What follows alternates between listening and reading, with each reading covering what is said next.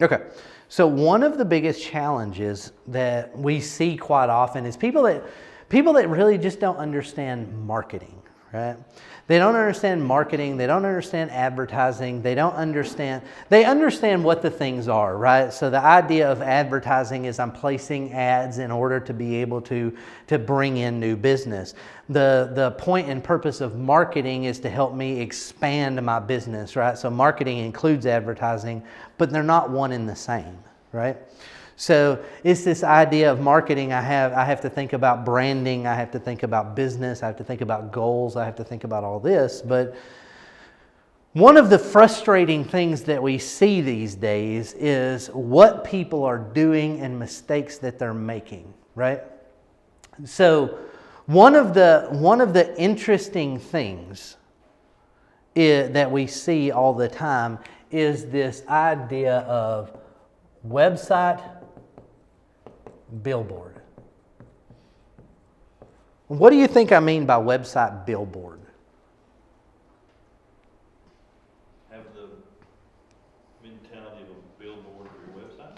Yeah, I mean, essentially, people that they build a website, they throw it up there, they expect that it's going to be like a billboard on the interstate, and if I put it up, people are going to see it. People are going to come, right? It's that whole Kevin Costner Field of Dreams. If you build it, they will come, right? Okay, so as of January 1st of this year, I looked this up yesterday, there are 1.78 billion websites.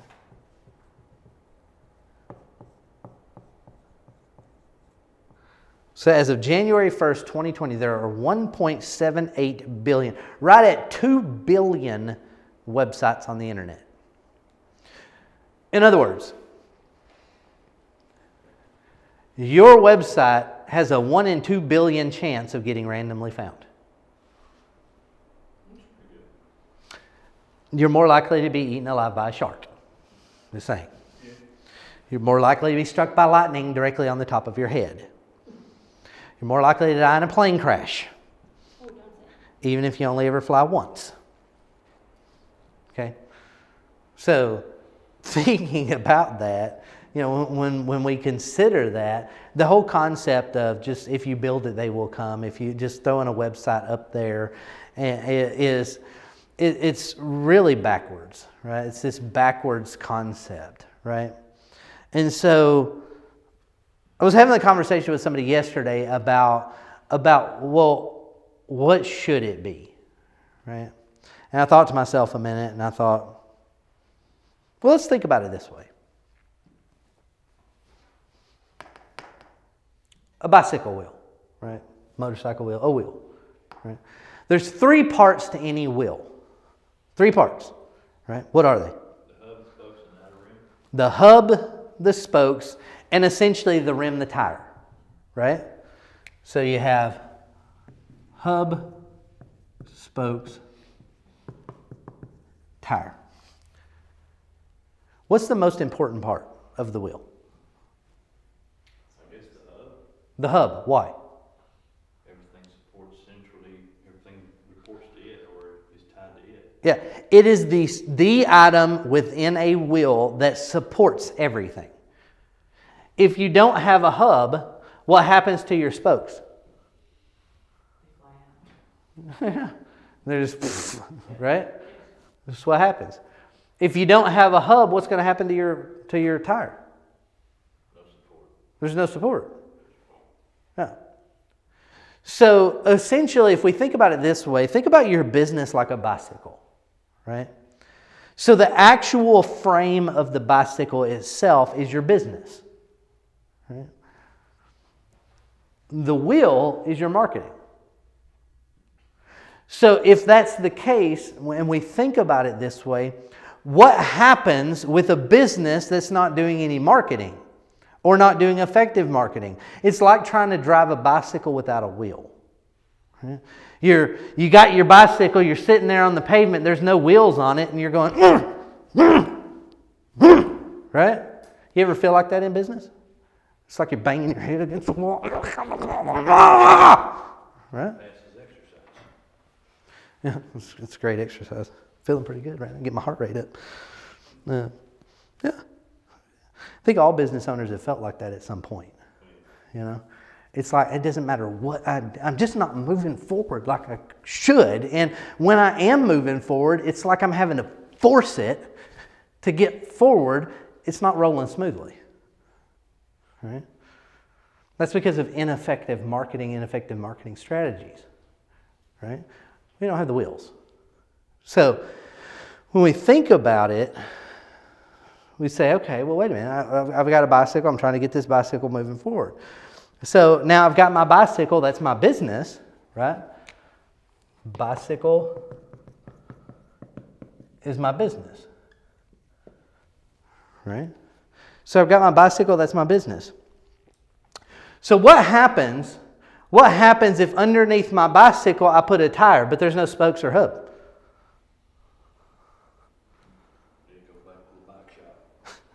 Still not going to get very far, right? I mean, you can still continue to push and force and move inches, but it's not going to run smoothly, right? What happens if I have tire and a spokes but no hub? There's no connection. So essentially, I'm still riding on a flat. Right? So what happens if my hub is off center? You got a wobble, right? Yeah. So I'm doing this with my bicycle, right? So essentially what happens in business is we're creating our own ups and downs. Right? By not putting our systems and structures in place the way they need to be, especially with our marketing. Right? We create that bumpy road. Right? So if I'm looking at it, I say, okay, well, there's three important parts: the hub, the spokes, and the tire.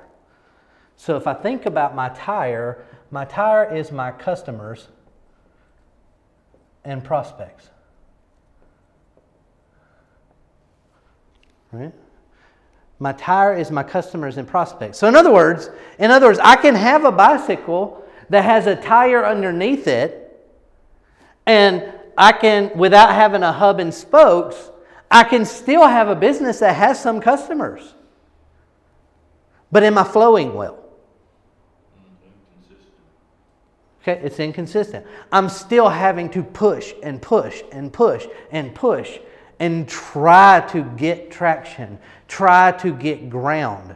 Unfortunately, in that scenario, I have loads of traction, but I cannot get momentum, right? You're stuck on the ground. You got the forks that are just sticking there, right? Oh, you got traction. It's so much that you can't get anywhere.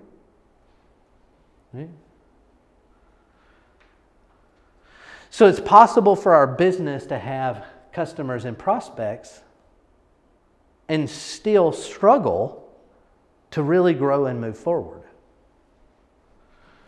The spokes are our marketing strategies. The spokes are our marketing strategies. When you think about marketing strategies, what we're talking about is things like email marketing, social media marketing, right? We look at the pillars of marketing. These are the different things that we can do, whether we're running ads on the TV, whether we're running ads in the newspaper, in magazines, on Facebook, on Google, whether we're posting things on social media to try to get attraction, whether we're doing press releases, whatever we may be doing, right? Whatever strategies we're attempting to use, that's our spokes. Now, what would it look like if I had a bicycle that has a hub, a tire, and only one spoke? What would happen? You still have collapse, inconsistency, you couldn't travel because of the wobble that it would create. There's not enough support to be effective. In other words, you might be able to just get that little short distance if you start out on that spoke. If it's this spoke, it's on the ground. You can roll it forward, but once the pressure comes off of that spoke, it's going to collapse again. Right? And that's something interesting that we see quite often in business, is businesses that focus all of their marketing efforts on one thing. Right? This is it. Right? Almost like it's Jack and the Beanstalk with the magic beans. Right? This is the magic pill, the magic bullet that's gonna solve all of my problems. And then something happens, something changes, and it stops working. You've just rolled off the spoke. That's why we need to have multiple spokes, right? Multiple marketing strategies. The hub is the most important part of the wheel. Why? It supports it all. And it ties it all together. It ties it all together. And it takes all the pressure. Right? Real smooth. Yeah. So what happens with the hub? The hub is the only thing in a wheel that has constant pressure. It's the only thing in a wheel that has constant immense pressure. Why? Because regardless of where you're rolling, this spoke here at the top does not have pressure against it because this spoke is on the ground, right? So this one doesn't have pressure. This point of the tire has pressure on it because it's the point on the ground. This does not have the pressure on it because it's not on the ground. But regardless of how you're rolling, this pressure is always put on the hub. Always put on the hub. The hub will always have the pressure. In marketing, your hub is your website. Your hub is your website. And just like the bicycle wheel analogy, the hub supports all of the spokes. The hub supports all the spokes in the bicycle, and your website should be supportive of all your marketing efforts. And they Right? all lead back to the website. As they say, all roads lead to Rome, right? All roads lead back to your website. It's kind of interesting because, we see a lot of these kinds of things that happen out here. Years ago, you used to have some of the places like Yellow Pages, Super Pages, and all that would set up placeholder, in essence, websites. They would charge you X number of dollars per month, and they would set up essentially a landing page website with a phone number on it so they could try to optimize that and have people call you through the phone number, and then they would track things like your phone calls through the phone number and all that. But that did not tie to your regular website. So by its very functionality, it was actually creating a disconnect between your spokes and your hubs. Right? And so it worked for a while, but it hasn't worked in a while. Right? It's one of those things. So all roads lead to Rome, meaning I don't care what I'm doing. If I'm printing business cards, my website should be on it. Direct people back to my website. If I'm printing flyers, my website should be on it. Should be directing people back to my website. You're sending emails to your website. If I'm sending emails, my website should be in my signature. Send people back to that. If I'm placing ads, I should send them to my website. Right? Now I can create specific pages, specific points within my hub where they will go to. Just like not all spokes touch the same point on a hub. That puts it off balance. Right? Different spokes touch different points on the hub. Same thing with your marketing strategies. Different things go to different places within your website so that you can get best advantage of those things.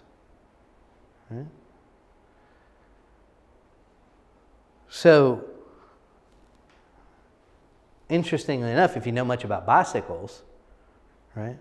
If you know much about bicycles, the point at which the spokes connect to the hub is fixed, right? But on the opposite side down here, there's a little nut. right? It's an adjustment nut, right? So you get a little spoke wrench, and your spoke starts getting a little loose. If it starts getting a little bent, if something starts happening, you can adjust it with that nut. And it's important to keep all of those properly adjusted so that the wheel remains round and true. Absolutely. So it's very important to keep those things properly adjusted. So think about it this way. When you're connecting your marketing strategies to your website, your hub, these points at which we're connecting them essentially are fixed. When we need to make adjustments in our marketing, we're making adjustments on this side, not this side. Right? The adjustments come from how do we connect to our customers? How do we connect to our prospects? Right? Because a lot of times what happens in marketing is people say, well, this is not working, and they just want to throw it out. And it's essentially they want to take this spoke and just rip it out and throw it away. This one's bent. Let's just throw it away. Like the abandoned Facebook page. Well, we set up a Facebook page 2 years ago, but nothing's going on over there. Absolutely. Absolutely. So it simply means that oftentimes what we need to do is, instead of throwing things out immediately, is we need to make adjustments. Right? Now, I'm not saying that a spoke will never get broken. Some marketing methods that used to work don't work anymore. It's kind of like wrecking your bicycle, right? Uh-oh, I broke a spoke. Let me replace it, right? So I find something else that will work, and then I continue to make adjustments until it's rolling smoothly. Right? But if I'm doing that, then essentially what I have here is I now have marketing strategies, marketing methodologies that are constantly touching prospects and customers. And as my wheel continues to turn, those prospects and customers, as they hit the ground, become bigger customers. They buy more. They become multi-buyers, right? Prospects turn into customers, right? And I'm essentially driving them all back here. And I say all that, I say, well, why is it that your website should be the hub of your marketing? For me, it's more profitable. Okay, it's more profitable. Okay, but why? Because using that avenue of exchange, less fees Okay, than the traditional other. less fees versus other resources. Okay, It enhances your branding. okay. And when I mean, those are good effects, Yeah. but it's not the reason why the website should be the hub. so many people use Google, and Google is going to look primarily for websites. Okay, people use Google. Google looks primarily for websites. Fine. What happens if Google goes under? I mean, it could happen. Why should your website always be the hub? It's there 24/7. You don't have to. It's there all the time, and can be left it doesn't require constant maintenance and attention. Okay, it doesn't require constant maintenance attention, or it could, depending on what you're doing. Right. Yeah. It's how your customers and prospects get to know you and verify who you are. Okay, Store's always open. okay. It'll It's the one thing that you have total control over. bingo. It's the one thing. There is only one thing that you have total control over. That's your website. Total control. Right? You place an ad that's, or you have a Facebook page. What happens if something happens to Facebook? What happens if Facebook were to go under? And people say, well, I mean, look, Facebook's a publicly traded company. It's not going anywhere. What happens if Facebook decides they don't like your page for whatever reason and shut it down? Guess what? That happens. Yes, it does. Apparently capriciously many times. All of the likes that you had, all the followers that you had, everything that you had going on, gone. One fell swoop. Because you don't control it. And we see that quite often, right? I've seen it a lot lately where you look at a timeline and you'll see this little message saying this content isn't available right now. Right? It's because Facebook actually removed the content. So it's terms and conditions, right? The Facebook belongs to them. Your page belongs to them. Your followers belong to them. Your likes belong to them. Your activity belongs to them. So anything that they want to take down, they can, and you don't have any control over that. You have very limited control with Facebook. What about LinkedIn? Same. And Twitter. Same. What about Vine? What? Well, mine's just about gone away. Vine is gone. Vine was shut down over a year ago. I've never even heard of that. Huh? Exactly. People were Vine famous. Literally making a living off of Vine. You hear about YouTube famous and Instagram famous and all of that kind of stuff. People were Vine famous. Vine was a social media where people could upload like 9-second videos, right? You could upload things to Vine, and people were getting very famous. I thoroughly enjoyed it because there were a lot of funny things that I could easily find on there. And it didn't take all day for me to get a quick laugh. You know what I'm saying? So I thoroughly enjoyed it, but shut down, gone. All the people who were Vine famous, Branches withered. the tree died. MySpace. Heard about that one years ago, didn't we? Same thing. In other words, stuff happens, and you don't have control that you think you have.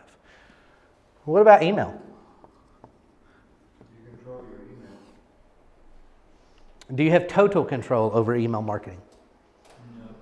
You have more control than any of the other rental spaces. You have more control than other places, but you do not have total control. Why not? AOL could shut down. Okay. Email servers could shut down. Fair enough. They could change their policies and They changed their spam algorithms. Now everything that you had that was going into people's inboxes now go into spam. Right? Oops. That actually just happened to me. I emailed our invoices to one of our builders. And, I mean, this is how this girl and I communicate constantly. I went in to pick up our check and she's like, I didn't get invoices from you. And I'm like, I emailed them. They'd gone to her spam folder. And we emailed weekly with each other. It happens. Things change. Right? You could get blacklisted.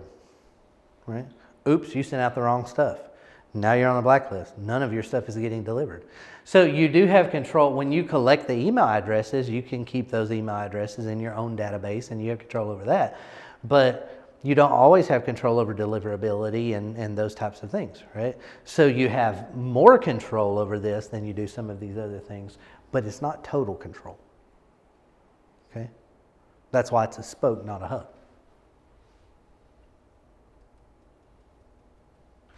Now, I'm using the example of a bicycle wheel, but if you really begin to think bigger picture on this thing, think about more like a machine.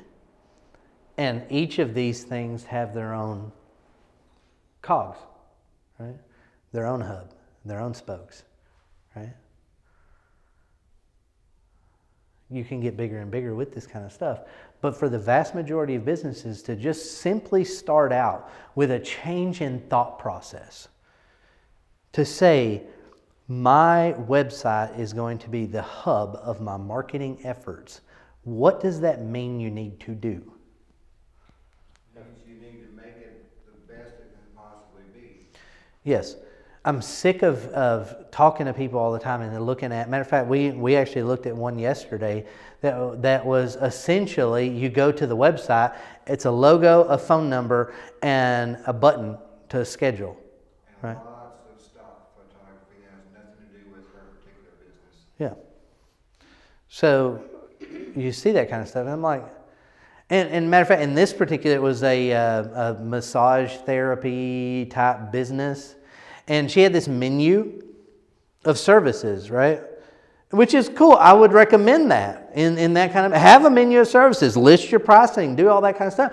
But help me understand what those services are.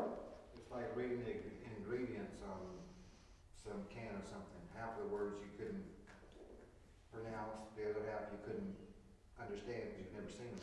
Yeah, like axillary microdermal rejuvenation.